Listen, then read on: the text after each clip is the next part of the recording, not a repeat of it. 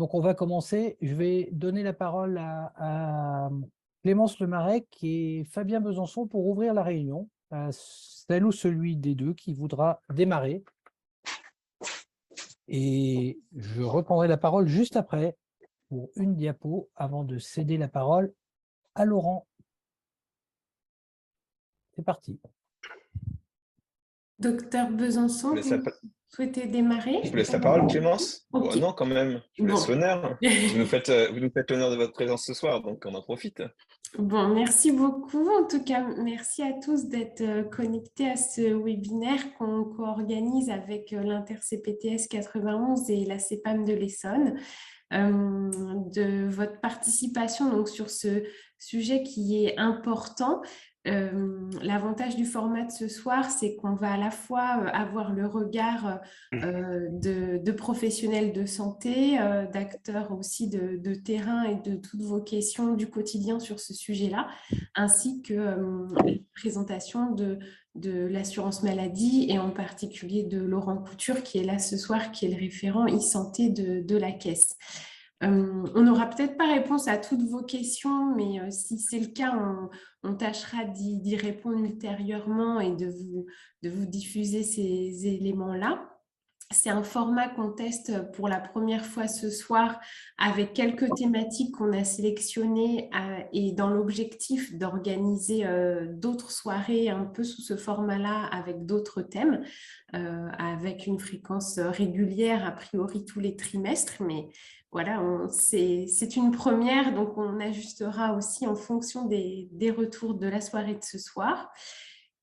C'est donc une soirée qu'on a organisée avec les CPTS de l'Essonne, avec 8 d'entre elles, pour aussi souligner le rôle clé des CPTS sur le numérique en santé, à la fois parce qu'elles réunissent plusieurs professions de santé, elles ont des missions sur les parcours, sur l'accompagnement des professionnels de santé, sur la qualité des soins, et donc le numérique contribue aussi à toutes ces missions. On va également donc évoquer ce soir le cadre de la stratégie nationale engagée en 2019, Ma Santé 2022, où l'État a doté tous les Français d'un espace numérique sécurisé, a souhaité aussi que chaque Français soit autonome dans son parcours de soins avec un certain nombre d'informations qui le suivent tout au long de son parcours et auprès des différents établissements et professionnels de santé, dans l'objectif de favoriser la coordination, mais c'est aussi un objectif à destination des professionnels de santé, des établissements de santé, qui va continuer de se déployer progressivement en 2023-2024 avec une montée en charge aussi progressive. On a des moyens financiers uniques et importants qui sont sur cette stratégie nationale avec une négociation au niveau national auprès des éditeurs de logiciels pour aussi s'assurer de la conformité de certains critères, dont celui de l'ergonomie. L'objectif, c'est aussi vraiment de rendre la vie plus facile aux professionnels de santé et aux patients, tout en respectant des critères de sécurité et de confidentialité des données. Donc, on se situe aujourd'hui dans un contexte post-crise sanitaire où on a à la fois donné un coup de pouce aux usages numériques, mais on a aussi vu à travers cette crise le retard et les fragilités importantes de notre système. On les voit encore récemment avec les différentes cyberattaques qui ont lieu sur notre territoire. Et donc, c'est vraiment un sujet important. Et en tout cas, merci d'avoir pris du temps ce soir pour assister à ce webinaire et qui s'inscrit aussi dans la continuité, la complémentarité des actions qui sont déjà menées sur le territoire, les accompagnements qu'on peut mener au niveau de l'assurance maladie, mais également avec l'ensemble des partenaires qui agissent sur ce sujet. Je vous souhaite donc une bonne soirée et des bons échanges. Merci Madame Lemarec. Donc, bon, je me présente, moi je suis Fabien Pesançon, je suis médecin généraliste à Aigri, juste à côté d'Arpajon, et je suis le président de la CPTS Curaçao. Avec Marc, effectivement, Marc Daclin, qui reprendra la parole juste après, on avait réfléchi à ces webinaires, et c'est vrai qu'on avait envie d'organiser ça en partenariat avec la Caisse primaire d'assurance maladie. Je pense que vous avez déjà vu plus ou moins passer des webinaires qui étaient proposés récemment sur le numérique en santé. Là, l'idée, en organisant ça conjointement entre CPTS et Caisse d'assurance maladie, c'était d'avoir l'expertise de l'assurance maladie, mais également d'avoir une sélection des sujets par les professionnels de santé, puisque le numérique en santé, c'est quelque chose qui reste quand même très, très vaste, avec un programme, des choses qui vont être mises en place de façon progressive, et tout n'est pas mis en place dès maintenant, tout ne va pas l'être tout de suite. Il y a des choses que vous commencez à voir apparaître, et donc l'idée, c'était que en co-organisant ça, on puisse prendre les choses les unes derrière les autres de façon très concrète, en apportant un peu les questions que peuvent avoir les professionnels de santé et que la Caisse primaire d'assurance maladie puisse y répondre. Donc, enfin, je pense que vous avez tous vu le programme, mais ce soir, on va parler de l'identifiant numérique en santé. On va parler de la ICPS, que je pense tout le monde connaît maintenant, surtout depuis la vaccination Covid. On parlera d'ordonnance numérique et puis un petit peu de expertise également pour voir des choses qui sont très concrètes et qui vont pouvoir nous aider au quotidien dans notre pratique. Marc, tu voulais reprendre la parole? Oui, juste pour vous dire que quand on fait un webinaire comme ça, il y a quelques règles très simples qui permettent d'être à peu près organisé là-dessus. Donc, vérifier que son micro est bien coupé, poser ses questions dans le chat, en fait, exclusivement, on essaiera de les reprendre. Lever la main pour intervenir à l'oral, et à ce moment-là, Fabien donnera la parole aux uns ou aux autres. Et c'est comme ça que le webinaire va se dérouler pour le mieux. Et donc, je propose de donner la parole à Laurent pour continuer à dérouler son diaporama. C'est à toi. Merci Marc. Juste avant que Laurent peut-être commence, je rebondis sur ce que vient de dire Marc. L'idée, c'est vraiment, alors évidemment, on va éviter de prendre la parole tous les uns en même temps, les uns que les autres, pendant les interventions de Laurent. Mais l'idée, c'est quand même qu'on réponde aux questions de tout le monde. Donc, il faut que ça reste interactif. Donc, on va se prévoir des temps à la fin de chaque sujet ou même pendant le sujet pour vous interroger, savoir si vous avez des questions. L'idée, c'est vraiment que vous les posiez. On a 1 heure devant nous, on a 4 sujets à traiter. L'idée, c'est qu'on arrive quand même à traiter les 4 sujets en 1 heure pour que ceux qui ont bloqué vraiment 1 heure puissent avoir eu un aperçu. Et après, on pourra poursuivre un peu les échanges si certains ont des questions complémentaires. Laurent, je te passe la parole. Merci Fabien. Alors sur la vue d'après, donc on a un petit peu effleuré le sujet. C'est des sujets en fait qui ont été demandés par les CPTS. C'est pas nous qui avons porté ces sujets-là. On est évidemment conscient que le Ségur du numérique, c'est l'actualité. Donc on était tout à fait d'accord et on trouvait ça pertinent de le présenter. Donc on va faire l'identifiant national de santé, l'ordonnance numérique, la ICPS et la téléexpertise par Fabien. Alors sur la vue d'après, donc je vais compléter simplement. Alors, sur le Ségur du numérique, on va parler du cadre général, du financement et des éléments de calendrier. Sur la vue d'après, donc je vais compléter les propos de Clémence Lemarec, c'est-à-dire que c'est un financement, le Ségur, qui vise un peu à rattraper le retard national sur le partage des données de santé qu'on a pu avoir en France, en permettant aux professionnels de santé de disposer de services qui sont interopérables. Interopérables, ça veut dire qu'ils sont en capacité de communiquer entre eux, qui parlent le même langage, pour permettre aux patients de devenir aussi acteurs de sa santé. Et c'est à ce titre-là qu'est arrivé Mon Espace Santé, qui permet à chaque citoyen de disposer d'une version conseillée de son parcours de soins. Alors, des moyens historiques, effectivement, on est sur 2 millions qui ont été versés par l'État, alors sur une période de 3 ans sur le monde hospitalier et la médecine de ville, et puis 600 millions sur 3 ans, sur 5 ans, sur les ESMS. Avec une idée de la marche à franchir pour l'instant, l'année dernière, en début d'année, on était à 10 millions de données échangées. On veut passer à 250 millions, c'est-à-dire 25 fois plus. Donc sur la vue d'après, je vous ai présenté un petit peu, le Ségur, c'est tout simplement une accélération de la feuille de route du numérique en santé.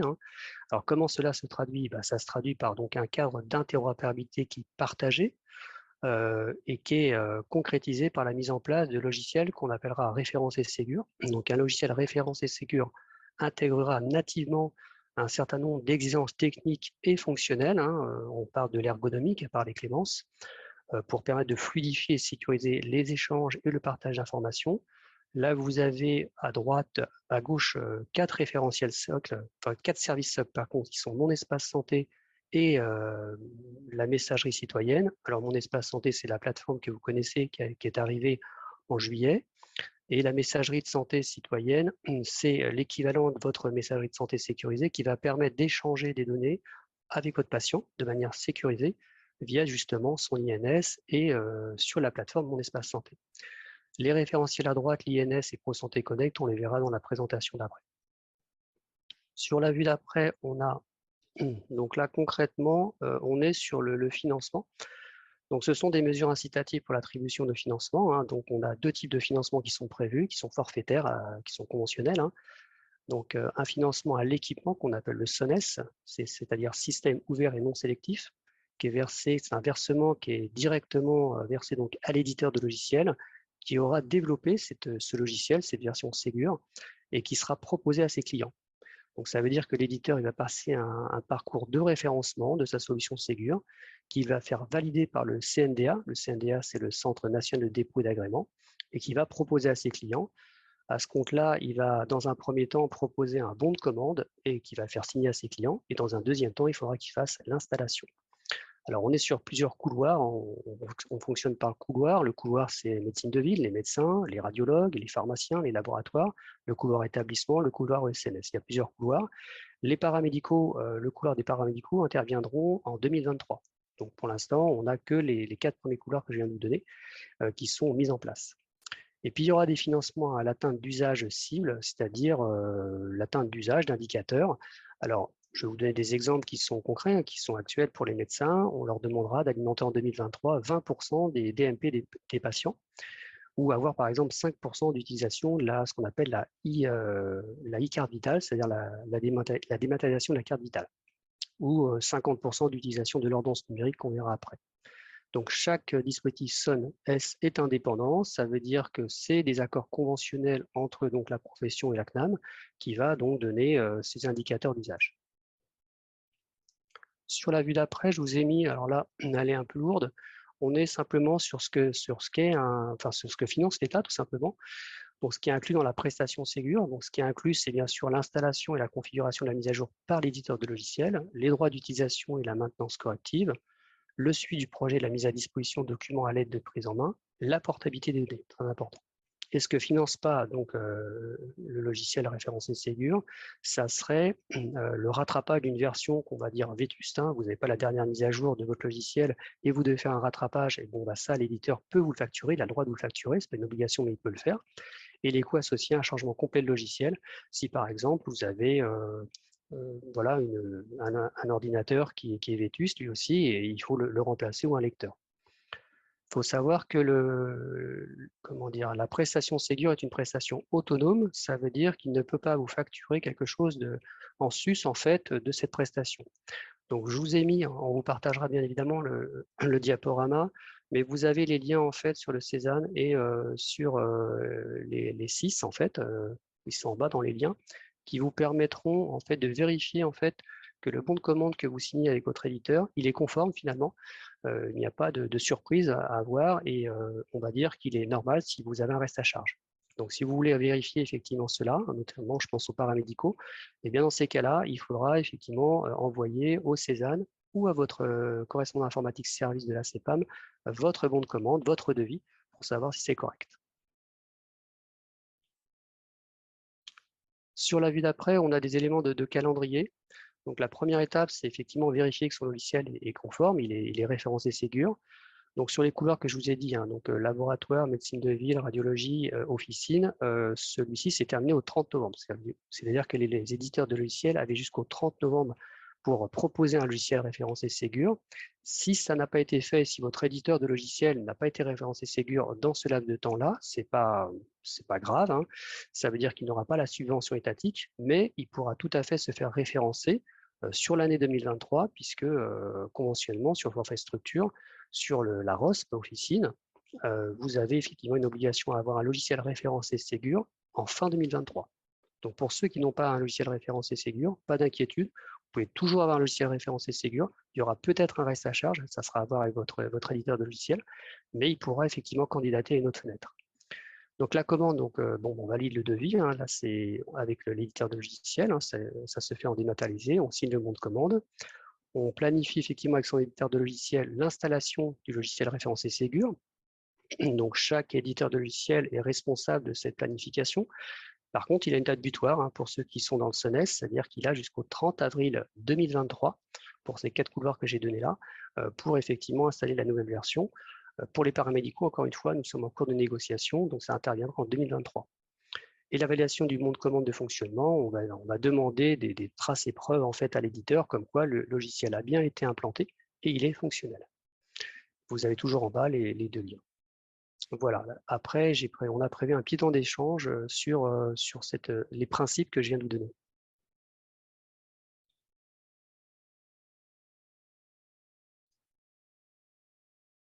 Ah, Fabien, tu as coupé ton micro. Y a-t-il des questions? Merci, Laurent. Donc, effectivement, sur ce premier volet du financement, est-ce que vous avez des questions ou...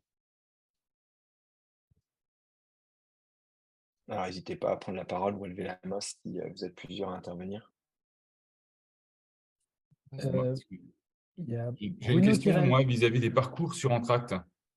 Est-ce qu'on peut imaginer que l'intégration d'un patient dans un parcours qui est sur Entracte vaut pour les 20% de la cible pour les médecins généralistes sur l'ENS? Non, parce qu'en fait, les 20%, l'exemple que je vous ai donné, c'est un exemple qui est concret, c'est dans le forfait structure des médecins. On leur demande d'alimenter en fait le dossier médical de leurs patients de 20% de leur patientèle. Alors concrètement, pour un médecin, on leur demande d'alimenter surtout le volet de synthèse médicale, puisque c'est là où c'est le plus important pour nous. Et il a un objectif avec un forfait one-shot je ne me rappelle plus, de 3 200 € pour 50% de sa patientèle qu'il va inscrire en VSM dans le dossier de ses patients. Donc non, en fait, là, on est vraiment, quand je vous dis l'alimentation, on est sur l'alimentation du dossier médical dans mon espace santé.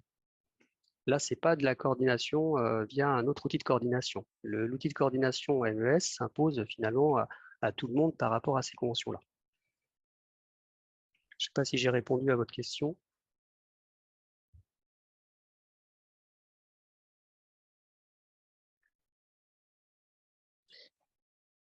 On a Laurence qui nous pose une question. Que deviendra notre messagerie sécurisée ApiCrypt avec laquelle nous recevons les résultats de biologie? Elle sera toujours active, c'est-à-dire que la version ApiCrypt en version V2 est compatible effectivement dans mon espace santé. Et dans l'annuaire santé, ça veut dire que vous pouvez tout à fait échanger avec une version ApiCrypt en V2. Par contre, il va falloir passer en V2 et accepter effectivement d'être vu par ceux qui utilisent une version non pas ApiCrypt, mais une messagerie qui utilise un autre cryptage, notamment la messagerie Mélis en fait. Donc c'est tout à fait compatible, hein, c'est tout à fait interopérable en fait. Quand tu dis compatible, tu disais compatible avec quoi? Avec l'espace numérique en santé du patient, c'est ça? Oui, c'est-à-dire que, alors dans le forfait structure, il faut savoir que ApiCrypt est quelque chose de très très utilisé par les médecins. Donc quand on est en version V2, déjà, ça veut dire qu'on a le forfait structure parce qu'on a une version V2 d'ApiCrypt. Et la version V2 d'ApiCrypt permet d'échanger des données entre professionnels de santé qui ne sont pas équipés d'ApiCrypt, mais qui ont la messagerie Mélis en fait. Et permet bien évidemment d'échanger avec son patient, mais on échange avec son patient sur la messagerie citoyenne via mon espace santé en fait. Sophie a une question. Oui, j'ai une question. Bonsoir. Ma question, est de savoir, j'ai bien compris que pour 2023, les médecins auront l'obligation d'alimenter 20% du DMP avec leur logiciel agréé Ségur. Et pour 2022, je n'ai pas compris combien il fallait qu'on alimente. Alors là, je vous ai donné des exemples, hein, je n'ai pas été dans le détail effectivement des indicateurs optionnels. Ça, c'est des indicateurs optionnels du forfait structure, ce que je vous ai donné là. En 2022, il n'y a pas d'indicateur optionnel sur l'alimentation de DMP. Il est en 2023. C'est que 2023 et 20%. Oui. C'est énorme, 20%. Hein. Alors, c'est les chiffres qui ont été négociés avec les instances représentatives. On est à 20% sur le DMP, 50% l'utilisation de l'ordonnance numérique et on est à 5%, je crois, sur l'utilisation de l'appli carte vitale. D'accord. Bon. Ben, merci. Et on est à combien sur le volet médical de synthèse? Alors, le forfait médical de synthèse, on vous demande, alors c'est un forfait qui est one shot, vous avez jusqu'au 30 juin 2023 pour alimenter 50% de votre patientèle en ALD. Et si vous faites jusqu'à 90%, vous avez la somme qui est doublée. Par contre, je me rappelle plus, je crois que c'est 1800 et 3200 euros, je crois. Mais je vous le confirmerai. Hein. Est-ce que le volet médical de synthèse, c'est pas la même chose que l'alimentation du DMP? Si, tout à fait. C'est-à-dire que D'accord. nous, c'est ce qu'on Non, demande j'ai- en fait aux médecins parce que dans le volet de synthèse médicale, vous avez toutes les informations médicales importantes de votre patient et ça contribue bien sûr à l'alimentation. Hein. Vous pouvez D'accord. déposer une ordonnance, évidemment, hein, c'est tout à fait possible, mais vous pouvez aussi déposer le VSM. Et le VSM, en général, on le dépose sur des instants clés de la vie d'un patient. D'accord. Donc là, dès maintenant, on peut commencer à mettre le volet de synthèse médicale dans les DMP des patients Oui, et c'est ça, fortement. ça commence à compter enfin, faire Complètement. tourner le compteur, quoi. Complètement. En fait, D'accord. vous avez du 1er janvier 2022 jusqu'au 30 juin 2023. Ok. Et comment est-ce que la caisse, elle sait que c'est un VSM qu'on a déposé? Enfin, il y a une case spéciale à cocher quand on le dépose, le VSM? Pour que ce soit Alors, reconnu comme étant le VSM et que ça coche plus 1 dans le compteur? Comment ça oui, se alors passe? c'est-à-dire que si vous passez par votre logiciel qui est donc référencé Ségur, vous allez déposer le VSM et nous, on va savoir que le docteur Martin, par exemple, il a déposé un VSM pour le patient Dupont. Cette comptabilisation, par contre, Ok. moi, j'ai pas les chiffres aujourd'hui, hein, bien sûr. Non, bien sûr. Mais il y aura un décompte qui sera fait par rapport à ça, effectivement. Oui. Oui, c'est pas un vulgaire PDF qu'on va déposer, quoi. C'est Ah non, non, vraiment, hein, c'est ah une non, c'est pas fonctionnalité un PDF. spécifique, volet médical de synthèse et c'est identifié comme tel au moment où on le fait. Exactement. Et il va se déposer dans D'accord. mon espace santé, dans la rubrique adéquate. OK. Parce que dans mon espace santé, vous avez à peu près 9 rubriques, dont donc une rubrique médicale sur le volet de synthèse médicale. Après, c'est le D'accord. logiciel qui le génère volet de synthèse médicale sur les Oui, éléments bien sûr. importants. Ça, c'est OK. Oui, parce que dans les débuts du DMP, en fait, c'était des PDF qu'on déposait, quoi, quand on voulait l'alimenter. C'est pour ça que, ah, il y a une là, évolution non, par rapport à là, ça, quoi, maintenant. ils sont souvent même en données structurées.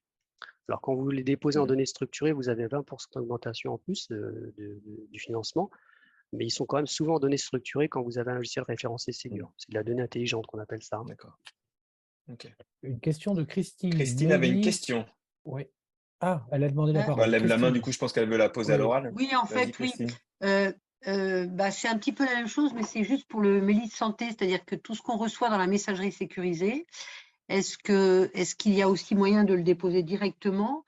Est-ce que dans ces cas-là, ce sera aussi une donnée structurée ou des PDF? Est-ce qu'il y a une lecture directe? Quelle est la correspondance entre les deux? Parce qu'on reçoit beaucoup de choses comme ça. Et ou est-ce que ça sera séparé du volet médical de synthèse? Est-ce que les dépôts de compte rendu sont aussi comptés comme une alimentation ou pas? Alors Et oui, tout comment à est-ce qu'il fait. faudra Oui. faire? Alors tous les dépôts sont comptés comme une alimentation, hein. Tous. Vous alimentez en données de santé, ça sera compté comme une alimentation. Mélise, alors Mélise peut ou pas s'interfacer avec votre logiciel, puisque Mélise est une messagerie qui est free, hein, gratuite, et qui n'est pas forcément adossée à ce qu'on appelle un client lourd de messagerie. Un client lourd de messagerie, c'est par exemple Outlook. Quand je dis ça, ça veut dire que Mélise, c'est simplement une messagerie en fait sur un web service et qui est autonome, enfin qui est toute seule en fait, hein, qui n'est pas forcément interfacée avec votre logiciel. Si elle est interfacée avec votre logiciel, en général, vous avez une solution qui est payante dans ces cas-là. Dans ces cas-là, tout ce que vous recevez en fait par un confrère hein, sur cette messagerie-là vient s'interfacer dans votre logiciel et vient dans le dossier patient. Ce qui est le cas en général d'AppyCrypt. AppyCrypt, en général, fonctionne comme ça. Vous avez une messagerie AppyCrypt qui est adossée au logiciel, et effectivement, quand vous envoyez, quand vous recevez, ça va dans le dossier patient. Et automatiquement, de votre logiciel, vous pouvez déposer ces données-là que vous avez récupérées dans mon espace santé du patient ou par rapport à un confrère, directement dans son espace santé. Ça, c'est tout à fait possible. Mais cet interfaçage, il se fait uniquement si effectivement, il y a un développement qui est fait par l'éditeur pour annexer, si vous voulez, cette messagerie-là. Ce n'est pas forcément automatique. D'accord. Je vais vous prendre un exemple sur les pharmaciens. si- Les pharmaciens, ils ont parfois une messagerie qu'on appelle organisationnelle. Elle est forcément interfacée avec le logiciel Ouais. parce qu'elle est déjà payante. Mm. Mm. Mais Lise, D'accord. en fait, c'est une solution un peu autonome, hein.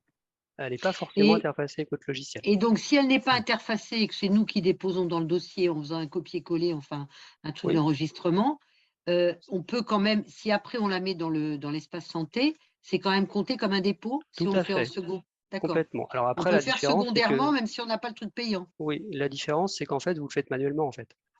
C'est ça, Voilà, d'accord. c'est ça. C'est un peu Mais plus c'est quand même chronophage. reconnu comme un dépôt. Ah oui, oui, complètement. D'accord. Une question de On a, Anne-Sophie alors, il y a Letton. Anne-Sophie qui avait une. Oui, j'avais Ouais, et puis juste, après, il y a une question il de y a que Catherine, et puis moi. il faut peut-être qu'on Oui, J'ai un problème de avance après. son. Vous l'avez aussi ou je suis la seule? c'est la seule. D'accord. Non, Je suspends 2 minutes et je reprends l'enregistrement. Pas manuel. Allô? Oui, vas-y, Est-ce Auguste. qu'il y a un bon usage de, je dirais, de l'utilisation du dossier médical partagé, voilà, à savoir dans chaque dossier que nous tenons, il y a une partie quand même subjective, une partie objective. Est-ce qu'on ne peut pas, ou c'est prêt, je dirais, un manuel de bon usage je dirais, du dossier médical partagé? On a un manuel de bon usage. On peut vous Voilà. donner, là, on a le diaporama, on pourra vous faire suivre un manuel Voilà. de bon usage. Qu'est-ce qu'on met qu'est-ce qu'on dépose dans le dossier? Exactement. Qu'est-ce qu'on doit dire aux patients quand on dépose? Qu'est-ce qu'on doit demander comme consentement? Voilà les règles de bon usage sur la connaissance en fait de mon espace santé vis-à-vis de son patient, ce qu'on a le droit de faire, ce qu'on n'a pas le droit de faire, quand est-ce que je peux consulter, pourquoi, etc. Ça, on a. Je peux vous donner toutes ces informations-là. Je vais Ça, le c'est noter. bien. Une Ok. question de Catherine Lafortune. Quand le médecin dépose un VSM, est-ce que les autres professionnels de santé, pharmaciens, infirmiers, y ont accès et comment sont-ils prévenus? Alors, le patient comment dire, lui, il sait que vous avez déposé la donnée de santé, il a un message.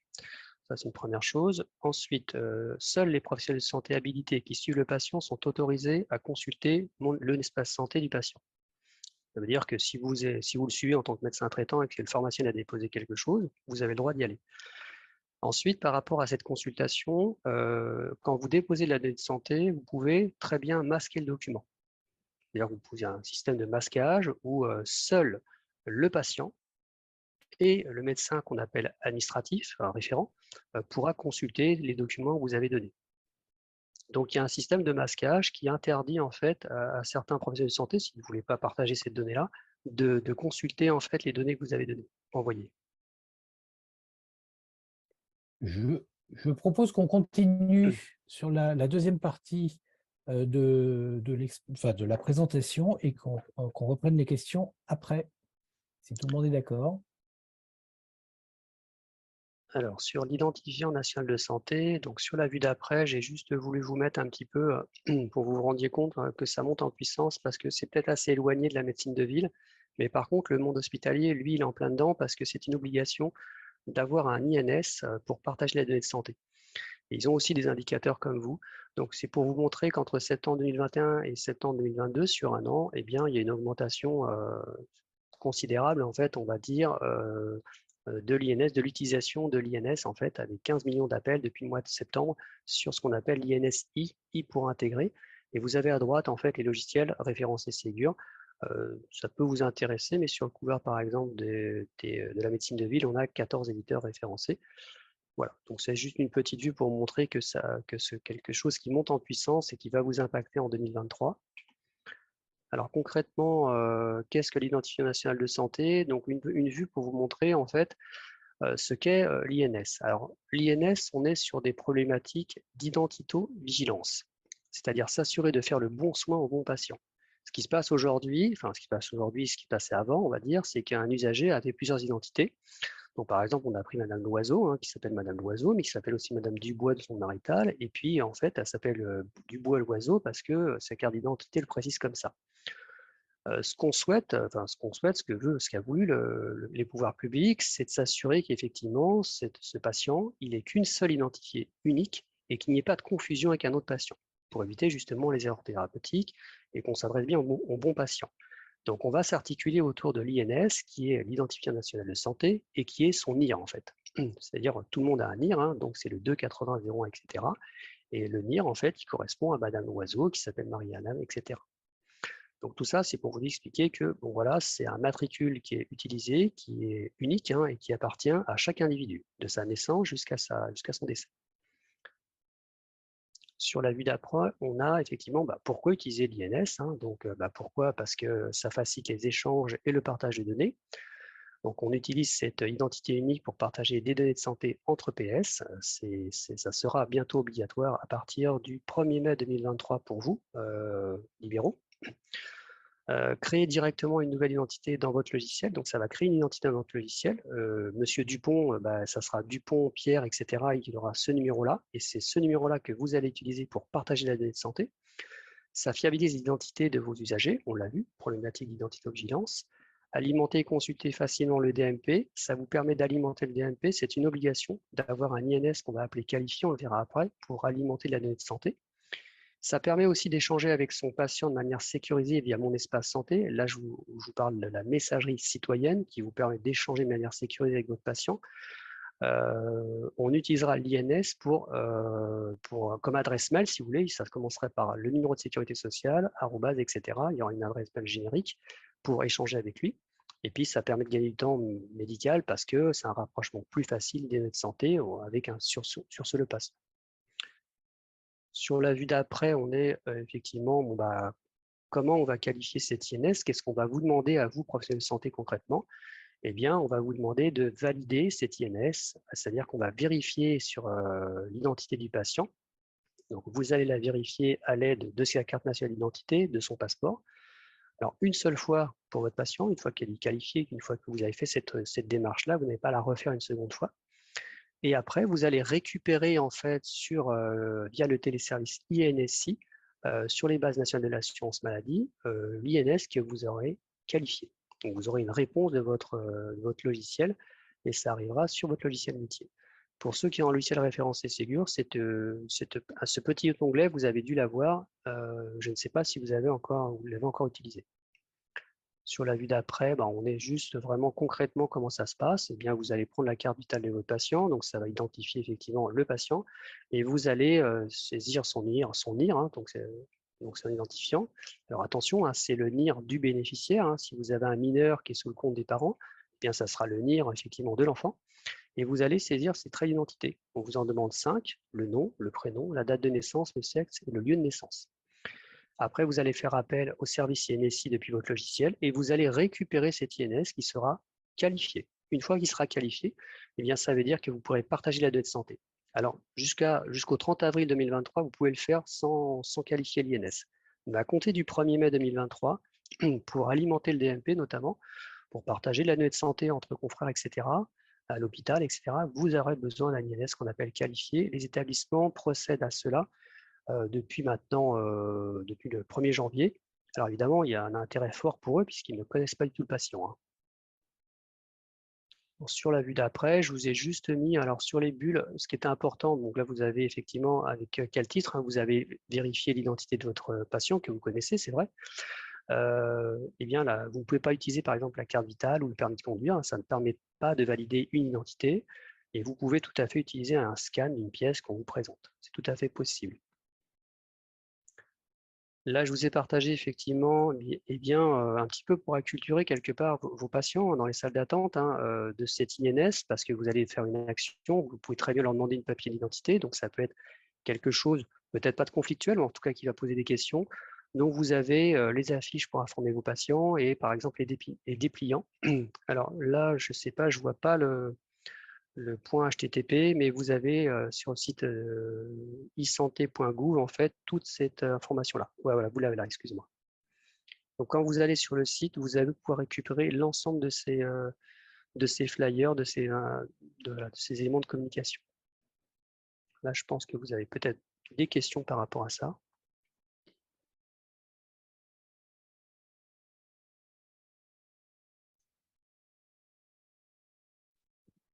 Christine, tu as levé la main. Est-ce que tu as une question?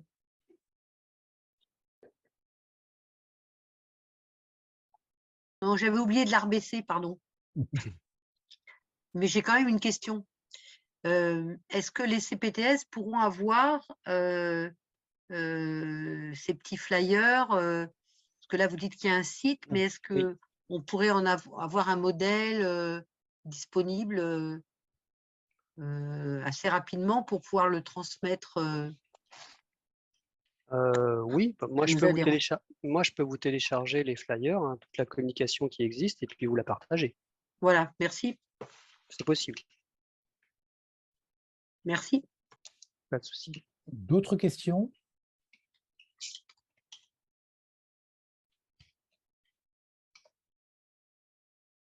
Laurent, je te propose de continuer. Ouais. Alors le troisième sujet, c'est sur l'ordonnance numérique. Alors ce n'est plus au stade du projet, hein, donc c'est un téléservice qui était, alors sur la vue d'après,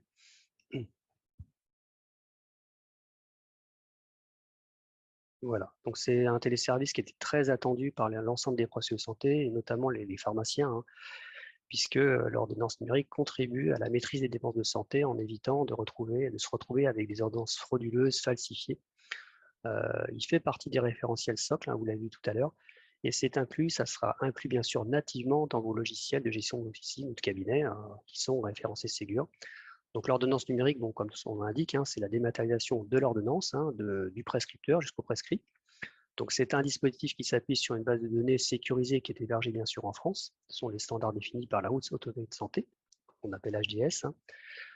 L'accès à la base de e-prescription, donc, avant ça s'appelait e-prescription, c'est pour ça qu'on a mis ça, mais c'est l'ordonnance numérique qui est restreinte aux professionnels de santé dans les mêmes conditions que l'accès à mon espace santé. C'est-à-dire que vous avez besoin bien sûr de votre carte CPS pour accéder à cette base depuis votre logiciel.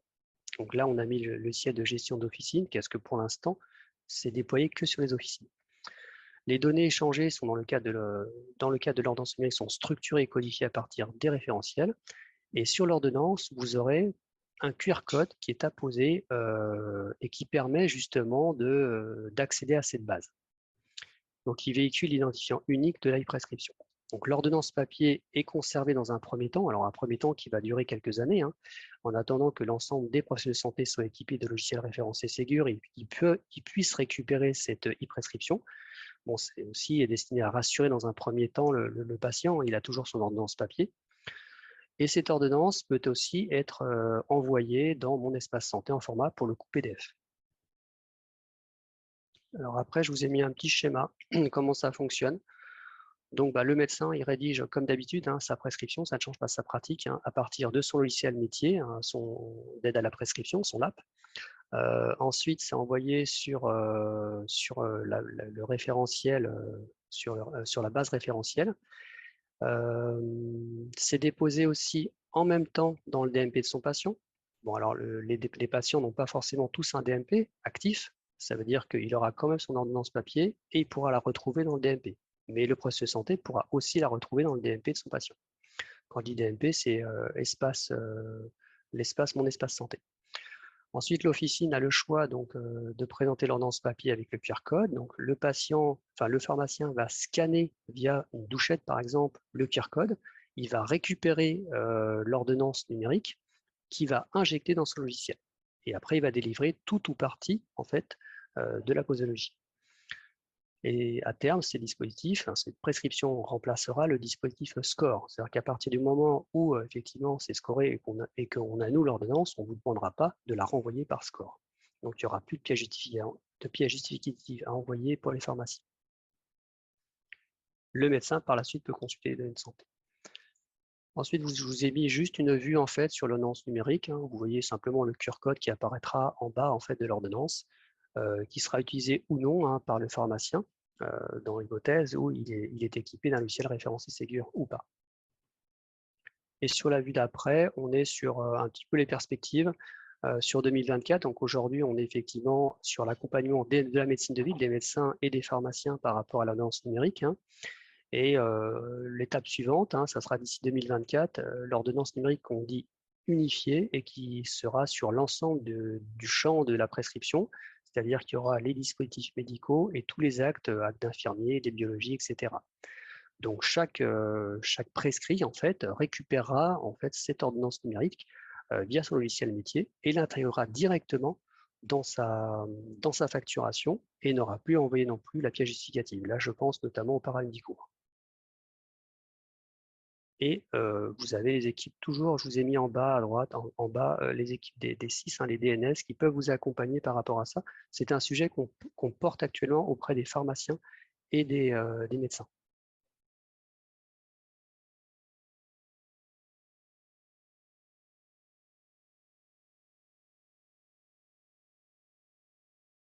Y a-t-il des questions?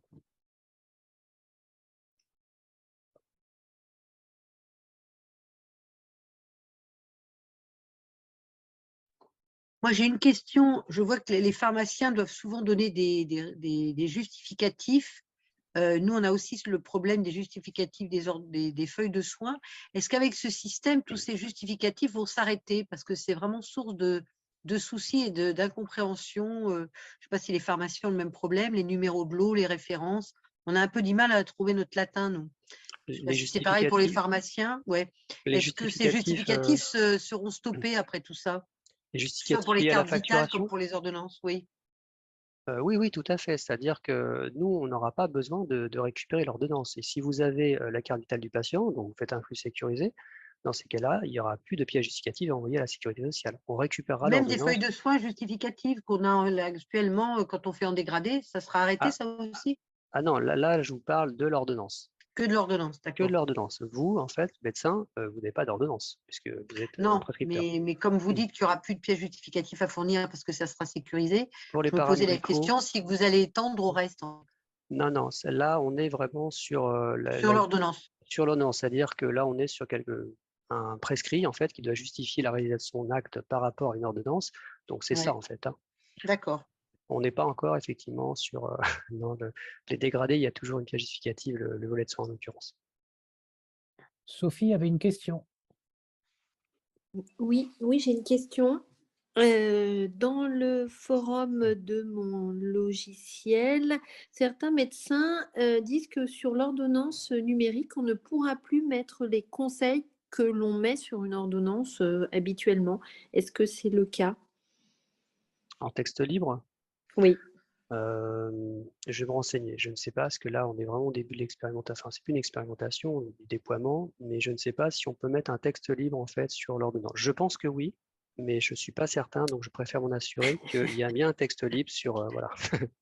Les médecins de mon forum de mon logiciel AgriSégur, a priori, avaient l'air de dire que non. Non, d'accord. Bon, après, c'est quelque chose qui pourra évoluer, hein, mais je vais quand même me renseigner. Et donc, c'est pour prescrire pour mettre quoi sur l'ordonnance exactement? Quelquefois, on met si fièvre supérieure à tant, prendre ça comme traitement. Voilà, si la tension est inférieure à tant, diminuer le traitement. Enfin, il y a tout un tas de conseils hein, qu'on fait sur une ordonnance. Alors ça, c'est peut-être le genre de choses que vous pouvez faire en sus de l'ordonnance, c'est-à-dire sur une feuille à part, je pense. Si jamais c'est pas prévu, hein, ce qui est possible. Hein. Un peu comme un pharmacien, quand il livre les médicaments, il va mettre sur la boîte, effectivement, quand est-ce que vous devez prendre votre posologie. D'accord. Une question de Laurence.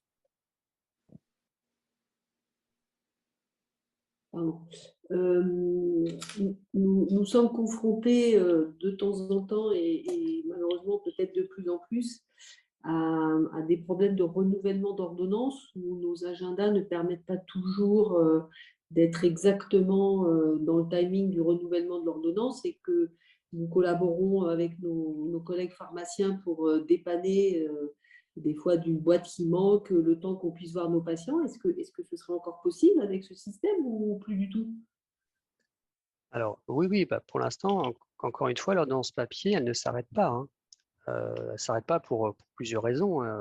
Pas que parce que, effectivement, pour l'instant, on est en phase de montée en charge et qu'il va se passer un certain temps avant que tout le monde soit équipé d'un logiciel et que ça se développe complètement. Donc le papier subsistera, je pense, encore très longtemps. Donc cette question-là, je ne peux pas vous répondre tout de suite, mais à mon avis, le papier va subsister très longtemps encore. Vous pourrez commander vos ordonnances. Hein. C'est comme, si vous voulez, l'application carte vitale. Ce n'est pas parce qu'on va dématérialiser la carte vitale que la carte vitale physique s'arrête. C'est la même chose, en fait. Il faut toujours laisser la possibilité à des gens en fait, qui n'utilisent pas l'outil informatique d'avoir une solution alternative.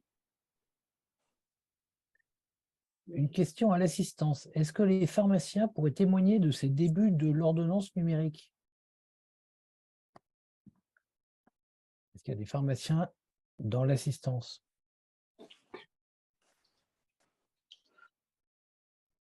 Non. C'est quelque chose qui est arrivé il y a très peu de temps, hein. C'est-à-dire que ça a été déployé France entière en septembre. Donc c'est assez récent quand même, hein.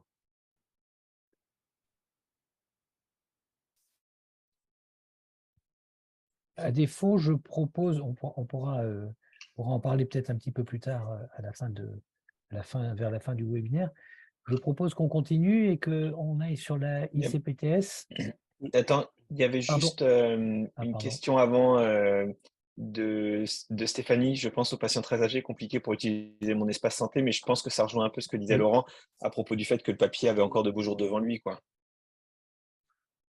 Oui, et puis sur mon espace santé, même si on est âgé, on n'a pas de l'informatique, on est résident en EHPAD, hein, et forcément on n'a pas d'informatique, l'objectif quand même, c'est aussi de partager la donnée de santé entre professionnels de santé pour justement un meilleur suivi médical. Donc même si ce n'est pas utilisé par le patient, ce n'est pas dérangeant en fait, hein. Encore une fois, c'est une offre de service. Ceux qui n'ont pas activé mon espace santé n'en profitent pas. Et s'ils n'en profitent pas, c'est pas forcément qu'ils n'en ont pas l'utilité. Mais voilà, en tout cas, il y aura toujours une possibilité que le médecin traitant explique effectivement l'utilité d'avoir un espace santé, de l'activer et de s'en servir, pour ceux qui sont quand même informatisés, hein. Et pour ceux qui ne sont pas informatisés, eh bien, ça sera encore de la donnée de santé, entre professionnels de santé, qui permettra de faciliter la prise en charge du patient. Alors, il y a des questions hein, mais qu'on reprendra à la fin, qui étaient liées à l'INS et à la vérification d'identité des patients. On les reprendra à la fin. D'accord. Ce que je te propose, Laurent, c'est de continuer, oui, si tu veux bien. Alors, dernier sujet en fait qui avait été demandé par les CPTS, c'est la ICPTS, donc via ProSanté Connect. Alors, une première slide pour vous montrer en fait l'authentification via ProSanté Connect. Donc, qu'est-ce que c'est? Donc, la question de l'authentification se pose à partir du moment où un client, donc en l'occurrence un professionnel de santé, souhaite accéder à des services en ligne. Et bien davantage quand il s'agit en fait des services gérés par qui gèrent de la donnée de santé. Et c'est là qu'intervient ProSanté Connect, qui est un serveur d'identité et qui fonctionne un peu comme France Connect. Donc, c'est un serveur sur Internet qui permet de s'authentifier et d'accéder à des services. Donc, c'est un fournisseur, c'est un système qui va faire l'authentification pour le compte du service, donc il réalise l'authentification. C'est une solution qui est un standard basé sur l'OpenID, c'est-à-dire une technologie d'authentification décentralisée. Et il est basé sur l'annuaire santé, c'est-à-dire qu'il utilise l'annuaire santé, donc est géré par l'Agence numérique en santé, hein, pour identifier les professionnels de santé. L'annuaire santé, en fait, c'est un annuaire où à l'intérieur, vous avez tous les professionnels de santé de France, hein, et qui est en lien avec les ordres. C'est-à-dire quand vous allez dans votre ordre, vous enregistrez vos coordonnées, enfin vous êtes connu à votre ordre, vous enregistrez vos coordonnées mail et téléphoniques, et il y a un lien, une passerelle qui se fait entre cet ordre, enfin vos ordres, et l'annuaire santé qui est géré par l'AMS. Et ce fournisseur d'identité accède bien sûr plusieurs moyens d'identité, donc la CPX, c'est-à-dire la CPS en l'occurrence, et c'est là où on en vient à l'ICPS. Alors, c'est un serveur, c'est un service qui permet d'authentifier, donc c'est simplement la dématérialisation. Donc là, je reviens sur la CPTS, c'est une dématérialisation de votre carte CPS via donc votre smartphone ou iPhone. Donc elle possède bien sûr tous les avantages du numérique, hein, c'est-à-dire qu'elle a un haut niveau de sécurité, c'est pratique et c'est rapide, hein, c'est adapté à votre pratique. C'est un service qui est raccordé facilement à votre profession. Et c'est une application IPS qui fonctionne sous Android et sous iOS. Sur les deux sites officiels, en fait, le Google Play et l'Apple Store, vous pouvez la télécharger. L'application ICPS est un moyen d'authentification accepté par ProSanté Connect pour se connecter aux services numériques. On l'a vu, vous l'avez déjà utilisé quand vous vous connectiez à SIDEP, par exemple, ou VaxiCovid. Et je vous ai mis juste une petite vue, en fait, aperçue, hein, que j'ai pris sur le Cézanne, sur l'utilisation de l'ICPS. Vous avez quand même à peu près 58% d'authentification ProSanté Connect réalisée avec l'ICPS. Alors, les avantages, en fait, d'avoir une ICPS, alors ça ne change pas vos habitudes, hein, c'est plutôt complémentaire à la CPX, hein, enfin la CPS. On multiplie des moyens d'identification qui sont parfois plus adaptés à votre situation, hein, notamment quand vous êtes en visite extérieure. Il permet le travail en mobilité, donc ça veut dire que vous vous exemptez en fait du lecteur de carte, mais vous avez besoin bien sûr de votre portable. C'est utile pour les PS qui ont qui n'ont pas de carte CPS. Alors ça, on l'a vu notamment pendant la crise sanitaire. On a fait appel à des médecins salariés, par exemple, des retraités, infirmières aussi, donc des gens qui n'étaient pas connus de l'assurance maladie, enfin en fait de nos bases. Et la e-prescription, la ICPS permettait justement d'accéder à les bases via ce service-là. Et c'est pratique, hein, c'est la possibilité d'ouvrir plusieurs sessions, je pense notamment aux pharmaciens. On peut très bien ouvrir plusieurs sessions de ICPS pour accéder à l'ensemble des services avec une seule authentification. Et très prochainement, il permettra aussi d'accéder à son Amélie Pro. Ça, je ne vous l'ai pas mis dans la slide parce que je l'ai appris aujourd'hui. Donc ça, c'est très, très, très attendu. Avec la ICPS, vous allez bientôt pouvoir accéder à Amélie Pro parce que là, vous accédez à un service, mais vous n'avez pas votre Amélie Pro. Prochainement, quand je dis prochainement, c'est dans le mois qui suit, hein. Vous allez arriver à tous les services Amélie Pro que vous avez avec votre carte physique. La dernière slide, comment l'activer? Genre tous? Ah, tous. C'est une info que j'ai eue aujourd'hui, hein. Et c'est vraiment dans les tuyaux, c'est au mois de janvier, vous l'aurez, hein. Donc, 2 méthodes pour l'activer, donc à partir de la carte physique, hein, donc ça nécessite un lecteur de carte. Donc pour vous, libéraux, il n'y a aucun souci, vous en avez bien sûr. Là, je vous ai juste mis, en fait, donc vous téléchargez l'application bien sûr sur Android ou iOS, et vous avez le site Vatelay, en fait, qui vous permet, vous avez qu'à le suivre pour activer votre ICPS via le lecteur de carte, où vous pouvez l'activer avec les données enregistrées dans l'annuaire santé. Donc, comme je vous ai dit, hein, vous avez un ordre, vous enregistrez vos coordonnées téléphoniques et mail. Et parce que vous avez enregistré vos coordonnées mail et téléphoniques, on vous renverra un OPT, c'est-à-dire une identification, et qui vous permettra d'activer votre ICPS. C'est toujours pareil, en cas de difficulté, vous avez les délégués numériques en santé de la CEPAM qui sont là pour vous assister.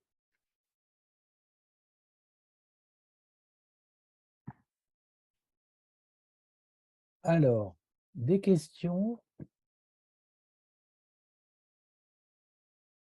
sur ce sujet-là d'abord, et puis on pourra peut-être revenir sur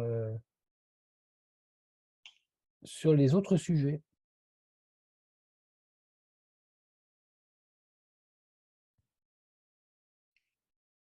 Alors, s'il n'y a pas de questions sur la ICPS, on peut peut-être revenir d'abord sur la question de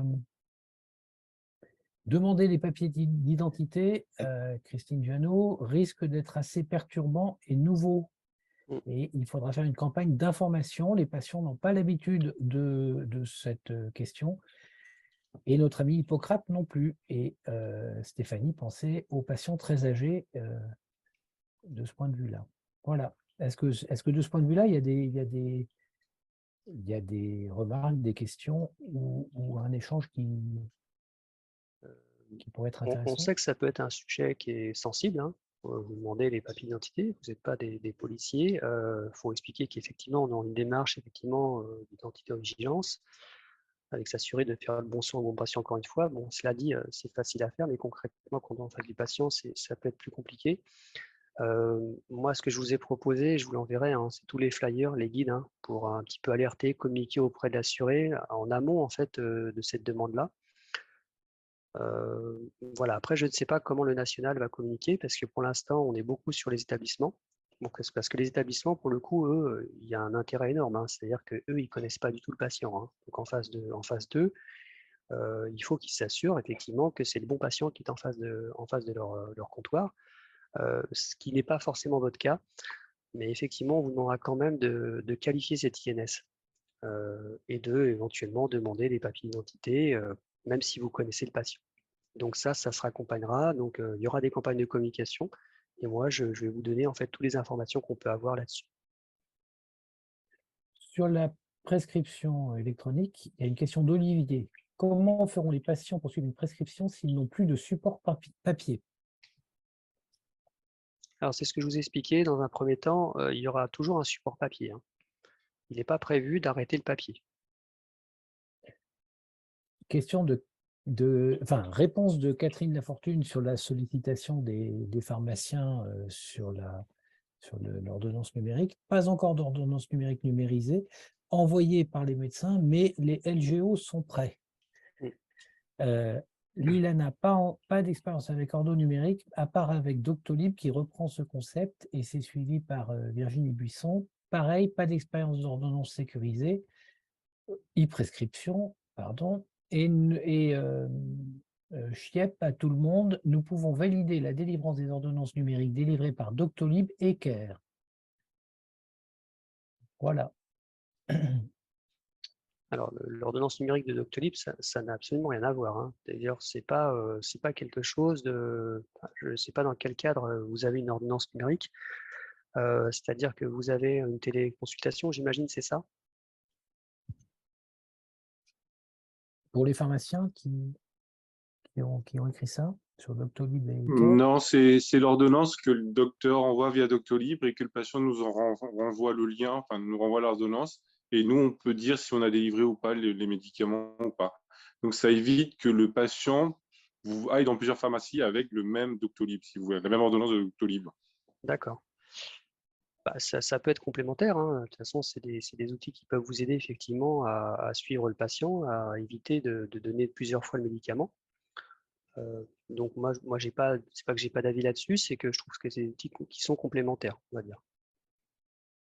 Mais à terme, effectivement, on espère que l'ordonnance numérique se développe de manière conséquente et que ça sera le seul canal en fait, hein. Avant de donner la parole à Sophie, il y a une question de Anne qui est: est-ce que c'est à nous d'imprimer les flyers que tu vas nous transmettre, Laurent? Et je crois deviner que la réponse est oui. La réponse est oui. Parce Voilà, que les donc flyers, je vais les avoir en numérique, moi. Je ne les aurai pas en papier. C'est-à-dire que là, je vais télécharger effectivement le flyer en numérique et je vais vous l'envoyer en fait en PDF, hein. Voilà, et Alors, donc ce seront aux structures, alors les CPTS pour ce qui nous concerne, mais globalement les structures qui devront imprimer tout à fait. ces Après, flyers. je peux demander, je peux faire une remontée à la CNAM en demandant effectivement que les professionnels de santé souhaitent avoir dans leurs officines ou dans leur cabinet, par exemple, des flyers, hein. Ça, c'est tout à fait possible. Je peux le faire remonter. Mais Voilà, ça ne sera pas à la charge de la CPAM de l'ESSAM, je pense, hein. Moi, j'ai une question là-dessus. Si on fait une campagne auprès des patients, c'est peut-être trop tôt parce qu'il faut s'assurer que les soignants sont prêts. Sinon, on va être tous, on va mettre la charrue avant les bœufs. À partir de quand vous dites qu'il faut vraiment s'y mettre à cette e-prescription parce qu'il ne faut pas faire peur à nos collègues? On va anticiper, on va préparer, mais il ne faut pas aller trop vite non plus parce que… Moi, je dirais qu'à partir du moment où le médecin souhaite faire de la prescription, il faut qu'il communique dans sa salle d'attente, déjà. D'accord, ok, c'est ça. Il vaut mieux faire médecin par médecin plutôt que de… Il faut que le CPTS fasse attention de ne pas affoler tout le monde, quoi. Oui, si un médecin, effectivement, il fait de la prescription, il vaut mieux qu'il informe ses patients dans la salle d'attente qu'il fait de la prescription pour éviter de refaire une communication importante à ce patient. Donc, on a intérêt d'envoyer intérêt d'envoyer la CPTS, intérêt à envoyer cette info comme ça en disant si vous voulez faire de la prescription, on tient à disposition des flyers et on vous informe de comment vous pouvez informer vos patients. Tout à fait. C'est peut-être mieux de le faire comme ça plutôt que d'affoler les copains et copines. Ok, oui, merci. Sophie a une question. Oui, c'est une question peut-être un peu technique. J'en suis pas encore à l'e-prescription. Avec mon logiciel, je peux maintenant envoyer des mails avec le numéro, l'INS, @patient.mssanté. Ma question, c'est si j'envoie, par exemple, une ordonnance via cette messagerie, que le patient n'a pas ouvert son espace santé, qu'est-ce qu'il reçoit? Alors, il reçoit, enfin, si vous Parce envoyez qu'il une peut ordonnance… avoir, par exemple, ouvert un DMP ou il peut avoir Amélie, enfin, je ne sais pas. La question, est-ce qu'il reçoit quelque chose? Alors déjà, vous, quand vous envoyez une ordonnance à votre patient via son INS, s'il n'a pas activé son espace santé, enfin mon espace santé, vous le savez. Vous avez une réponse comme quoi il ne l'a pas activé et donc il ne peut pas ouvrir cette pièce que vous avez envoyée. Donc après, c'est charge à vous éventuellement de l'informer effectivement que vous avez envoyé cette pièce et que ça serait utile qu'il active son espace santé. Mais tant qu'il n'a pas activé son espace santé, il ne récupérera jamais l'ordonnance. ni les Oui, il n'y dépôts, aura ni pas le un quai. message qui lui dira Ah non, vous avez un. Non, d'accord. non, Non. puisqu'il ne l'a pas activé. Oui, Il a fait mais le choix. oui, mais il a peut-être Amélie, il a peut-être activé un DMP, il avait il y avait peut-être des données dans la base.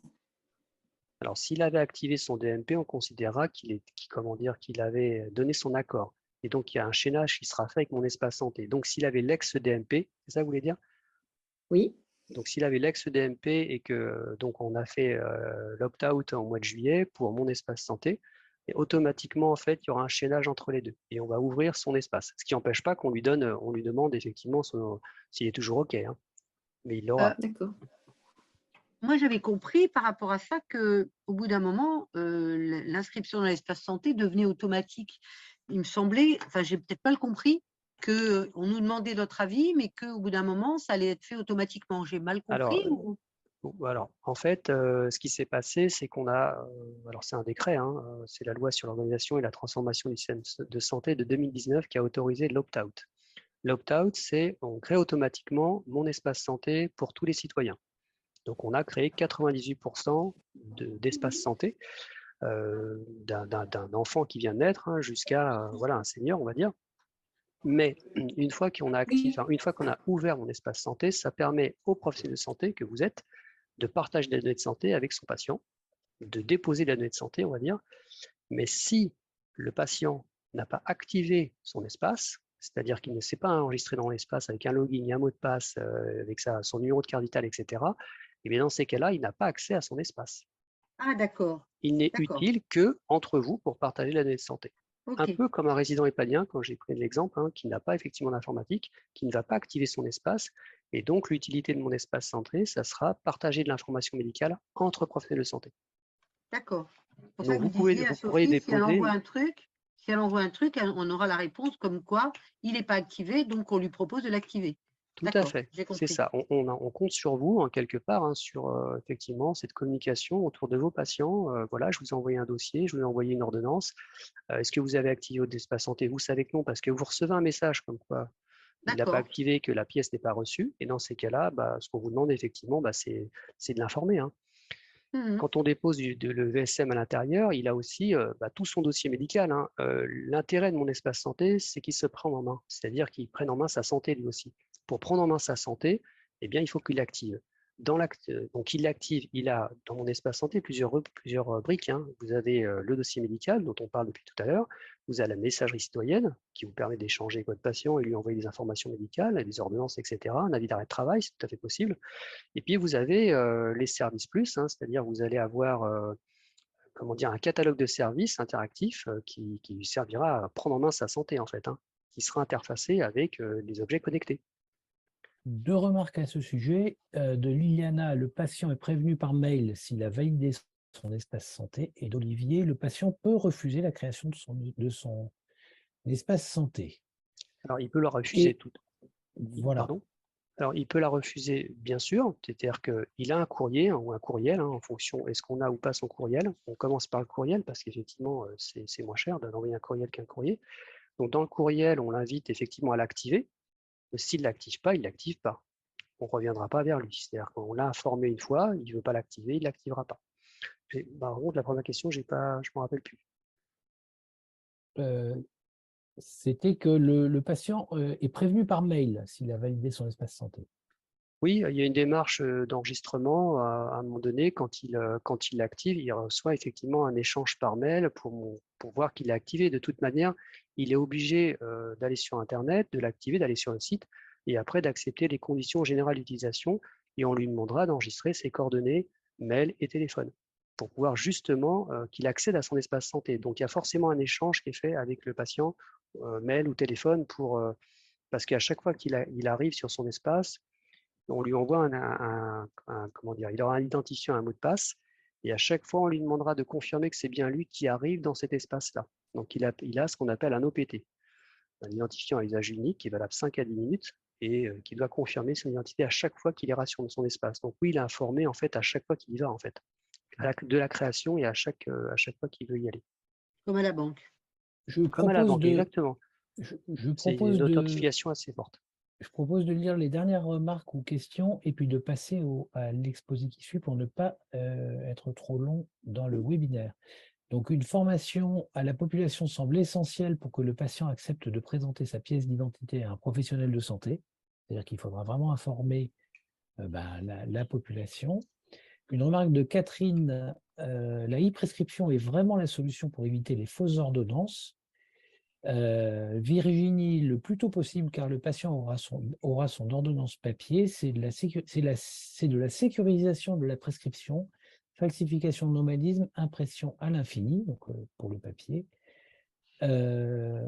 Les hôpitaux jouent le jeu, hein, Bligny en particulier. Les ordonnances et comptes rendus sont dématérialisés. Et puis, pour les ordonnances, Liliana signale que pour les ordonnances déposées dans l'espace santé, le patient donc est automatiquement prévenu, je suppose. Oui, il Voilà. est prévenu quand il y a de la donnée de santé qui arrive sur son espace, il est prévenu qu'il y a quelque chose qui a été déposé dans son espace. Tout à fait. Voilà, donc ce que je propose, c'est de passer à l'exposé de... Laurent, ça avait peut-être une dernière question. Je viens juste de lever la main. Non, c'est surtout que je n'ai pas bien envoyé mon message au lieu de tout le monde. Je l'ai envoyé, bref. En fait, comment ça va se passer pour les patients qui n'ont pas d'adresse mail, qui ne savent pas s'en servir? On en a quand même pas mal. Donc, il y a un accompagnement individuel qui est prévu par la Sécu. C'est peut-être pas à nous de le faire. Oui, il y a un accompagnement qui est prévu par les antennes France Service notamment. Ce sont des ambassadeurs. Donc le rôle en fait de la CPAM de l'Essonne par rapport à ça, de toutes les CPAM, c'est rassurer un petit peu l'assuré, lui expliquer ce que c'est, à quoi ça sert, etc. Et puis de l'orienter vers ces agences France Service, ces ambassadeurs, qui sont chargés en fait de l'inclusion du numérique en fait pour les assurés, mais pas que pour ce service-là, hein, ça peut être d'autres. Donc il y a un réseau qui existe où on dirige, on oriente en fait les assurés là-dessus. Donc, on pourra vous donner effectivement ces contacts que nous on a et qui permettront d'aider l'assuré à créer son espace, par exemple, ou à l'accompagner dans ses démarches informatiques. Parce que, en fait, maintenant, tout passe par l'informatique, hein, les impôts, etc. Donc, il n'y a pas que mon espace santé. Donc, il y a un réseau qui s'est créé. On pourra vous donner effectivement les contacts que nous on a. Ok. Mais ce n'est pas la CPAM de l'Essonne qui accompagne, hein, parce que là, c'est créer des ateliers, c'est un peu plus compliqué. Fabien, je te propose de reprendre la main. Ça marche. Oui, alors je voulais, le numéro de santé, hein, il y a beaucoup de questions autour du Ségur. Je proposais aussi qu'on revienne un peu sur des sujets très concrets et qui peuvent quand même être une aide au quotidien. On en a un peu parlé quand on a fait la soirée à Arpajon avec le centre hospitalier de Bigny, c'est la téléexpertise. Alors, Bigny était venu nous présenter leur dispositif de téléexpertise, enfin ce qu'ils proposaient de mettre en place à l'usage des professionnels de la ville. Mais je me suis dit que ça pouvait être l'occasion ce soir d'en reparler un petit peu, puisque la téléexpertise, je pense que c'est quand même un bon moyen pour tout le monde de gagner du temps déjà quand on a un avis à demander pour un patient, hein, quel que soit le soignant, pas que les médecins. C'est aussi un bon moyen, je pense, de recourir à la ressource médecin du territoire en demandant un avis quand il n'y a pas forcément besoin d'une consultation. Et aussi justement pour adresser les patients en consultation, ça permet aussi aux médecins, aux spécialistes de pouvoir sélectionner un peu ce qui doit être vu plus ou moins rapidement et de hiérarchiser un peu les demandes. Alors, vas-y, je te laisse passer à la diapo suivante. Donc, juste pour resituer dans le panel de tout ce qui concerne la télémédecine, la téléexpertise, donc vous avez la téléconsultation qui est un échange synchrone par un flux visio sécurisé. Ça, je pense que tout le monde maintenant a bien compris. La téléexpertise, la différence, c'est que c'est un échange asynchrone qui va se faire par une messagerie sécurisée de santé. Donc voilà, c'est un échange qui se fait en 2 temps. Le soignant rédige sa demande, l'envoie au médecin et le médecin y répond dans un 2e temps. Je te laisse passer la diapo, Marc. Donc vite fait un petit point sur le cadre réglementaire parce que les choses ont quand même évolué récemment avec l'avenant 9, si je ne dis pas de bêtises, hein, Laurent, tu me corriges. Alors voilà, je vous remets la définition. La téléexpertise permet à un soignant dit requérant de solliciter un médecin dit médecin requis en raison de sa formation, de sa compétence particulière sur la base d'informations ou d'éléments médicaux liés à la prise en charge d'un patient. Avant, le dernier avenant a apporté ce changement. Avant, il n'y avait que les médecins qui pouvaient demander un avis en téléexpertise. Maintenant, n'importe quel soignant, du moment qu'il est conventionné, peut demander un avis à un médecin. Et donc, c'est de la téléexpertise. Je te laisse passer la diapo. Donc voilà, c'est ce que je viens de vous dire. Tout soignant, tiens, vas-y, tu as été un peu loin. Reviens en arrière, Marc. Voilà, c'est ce que je viens de vous dire. Tout soignant conventionné peut, entre les deux, merci. Tout soignant conventionné peut recourir à la téléexpertise, quelle que soit sa profession, son secteur d'exercice et son lieu d'exercice, que ce soit un médecin, un soignant en ville ou en établissement. Autre changement depuis avril 2022 avec l'avenant 9, c'est que maintenant, tous les patients peuvent bénéficier de la téléexpertise. Avant, il n'y avait que les patients en ALD, les patients en zone sous-dense, les patients en établissement pénitentiaire et je crois aussi peut-être les patients en EHPAD. Enfin bon, maintenant, depuis avril 2022, tout le monde peut en bénéficier. Donc, on peut demander un avis en téléexpertise pour n'importe quel patient. Ils sont tous éligibles. Concrètement, comment ça se passe? Donc, toujours pareil, vous ne pouvez pas faire ça dans le dos du patient. Il faut lui demander son consentement. Donc, en consultation ou même pas forcément en consultation, vous demandez au patient son autorisation de demander un avis en téléexpertise. Moi, en ce qui me concerne, je le fais régulièrement, je n'ai jamais eu de refus. La téléexpertise se déroule en rédigeant la demande via une messagerie sécurisée de santé et le médecin requis rédige sa réponse qu'il transmet au soignant requérant via la messagerie sécurisée de santé. Donc voilà, le seul prérequis nécessaire, alors avant il y avait d'autres prérequis mais qui ont été simplifiés avec le dernier avenant, donc maintenant le seul prérequis c'est qu'il faut utiliser une messagerie sécurisée de santé. Alors la messagerie sécurisée de santé, c'est pas que MS Santé, ça peut être les outils aussi qu'on utilise habituellement comme ApiCrypt, et il y a tout un tas de solutions qui se sont développées pour faciliter l'usage de la téléexpertise. C'est le cas notamment de Bini qui utilise Doc & Co, mais on retrouve aussi OmniDoc, la messagerie sécurisée de Doctolib qui s'appelle Team. Donc tous ces outils peuvent permettre de faire de la téléexpertise. La tarification, c'est une tarification unique. Ça aussi, ça a été simplifié. Avant, on avait 2 niveaux de téléexpertise. Maintenant, on a une seule tarification. Elle n'est pas cumulable avec un autre acte. Elle ne peut pas donner lieu à une majoration ou à un dépassement d'honoraires. Et il y a un petit truc qui s'est mis, un petit symbole, je ne sais pas ce que c'était. La rémunération, donc les médecins requis sont rémunérés 20 € par acte de téléexpertise et ils sont limités à 4 actes par an pour un patient.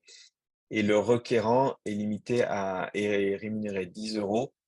C'est limité à 4 actes par an pour un même patient. Le seul problème, c'est que seuls les médecins sont rémunérés pour les demandes de téléexpertise. Les autres soignants ne sont pas rémunérés quand ils formulent une demande en téléexpertise, quand ils sont requérants. Voilà, la facturation, donc je vous l'ai remise ici. L'acte, c'est le TE2 pour le médecin qui est requis et la cotation, c'est le RQD pour le médecin requérant. Voilà, ce sont les 2 codes d'acte qui existent. Et ça, voilà, ça rentre dans votre seuil de 20% d'actes de télémédecine. Donc, téléconsultation plus actes de téléexpertise ne doivent pas dépasser 20% de votre activité totale. Voilà, donc c'était juste un petit résumé rapide de ce qu'est la téléexpertise. Je pense, alors c'est le cas dans ma CPTS, c'est un sujet qu'on travaille. Je pense que il faut réfléchir. Alors nous, dans notre CPTS, on est en train de faire un annuaire des médecins qui acceptent les avis en téléexpertise avec leur domaine de compétences et la messagerie sécurisée qu'ils veulent utiliser. Donc, bon, on a déjà référencé Bini, ça on a bien compris que Bini était OK pour donner des avis en téléexpertise, et donc eux, ça passe par Doc & Co. Mais tel cardiologue, lui, accepte de donner des avis en téléexpertise via tel outil, tel endocrino via tel outil. Et donc, comme ça, on fait un annuaire qui est disponible pour les soignants pour qu'ils puissent demander des avis en téléexpertise. Ça pourrait être un bon travail en inter-CPTS, Fabien. Tout à fait, puisque l'idée aussi, c'est que derrière, puisque par définition, la télémédecine et la téléexpertise, c'est quelque chose qui dépasse le cadre des territoire. CPTS. Bon, l'idée l'idée, c'est quand même avant tout de s'adresser aux soignants de la CPTS, puisque Proche. on essaye quand même de faire des parcours pour les patients. Mais quand on n'a pas la ressource ou que la ressource habituellement disponible ne l'est pas cette fois-là, qu'on puisse aller au-delà de sa CPTS et s'adresser à la CPTS d'à côté, voire plus loin. Oui, ce qui risque de se passer de plus en plus, vu qu'on a des manques de ressources. Effectivement, il Tout à fait. faut aller au plus près, mais après, ça peut être intéressant de mutualiser ça, oui. Et donc, je pose la question à la sécurité sociale, est-ce qu'il est prévu dans un temps, dans un délai pas trop long, de prévoir cette téléexpertise pour les soignants non médecins vers un médecin, avec une cotation? C'est le cas actuellement. Alors actuellement, ils ne peuvent pas coter, mais un soignant non médecin peut demander un avis en téléexpertise à un médecin. Ça, j'ai bien Une compris, infirmière mais peut pour très bien l'instant, envoyer. pour l'instant, ils peuvent pas coter, en fait. Non, ils ne sont pas rémunérés pour l'avis. Ouais, c'est ça. Pour Ils la ont le demande d'avis, droit, ils sont pas mais ils ne rémunérés. sont pas cotés. OK. C'est ça. Y a-t-il d'autres questions sur la téléexpertise?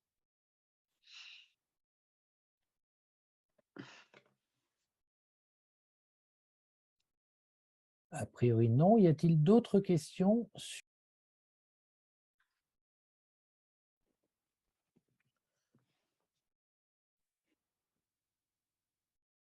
Marc, ton micro est coupé?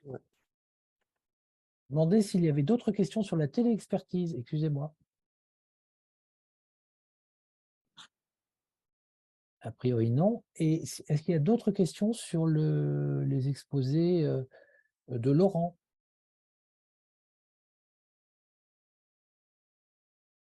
Eh bien, puisque personne ne pose de questions, je propose que nous arrêtions là en remerciant les deux orateurs que sont Laurent et Fabien, et en remerciant Madame Lemarec pour son introduction également.